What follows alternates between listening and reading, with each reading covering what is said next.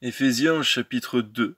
Vous étiez morts par vos offenses et par vos péchés, dans lesquels vous marchiez autrefois, selon le train de ce monde, selon le prince de la puissance de l'air, c'est-à-dire le diable, de l'esprit qui agit maintenant dans les fils de la rébellion.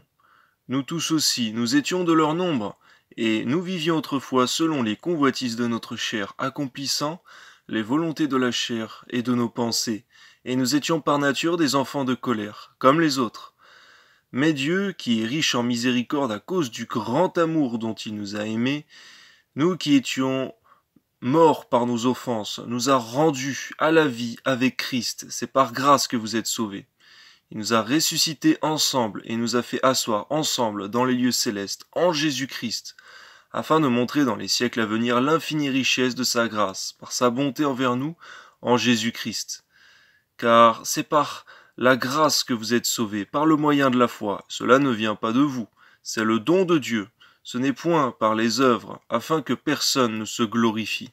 Car nous sommes son ouvrage, ayant été créés en Jésus-Christ pour de bonnes œuvres, que Dieu a préparées d'avance, afin que nous les pratiquions. Donne-nous de rentrer pleinement dans toutes les œuvres que tu as préparées d'avance pour que nous les pratiquions, Père. Amen. C'est pourquoi, vous autrefois, païens dans la chair, appelés incirconcis par ceux qu'on appelle circoncis, et qui le sont en la chair par la main de l'homme, souvenez-vous que vous étiez en ce temps-là sans Christ, privés du droit de cité en Israël, et étrangers aux alliances de la promesse, sans espérance et sans Dieu dans le monde.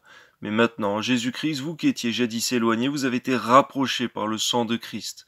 Car il est notre paix, lui qui des deux n'en a fait qu'un, et qui a renversé le mur de séparation, l'inimitié, ayant anéanti par sa chair la loi, des ordonnances dans ses prescriptions, afin de créer en lui-même avec les deux un seul homme nouveau, en établissant la paix, et de les réconcilier l'un et l'autre en un seul corps, avec Dieu par la croix en détruisant par elle l'inimitié.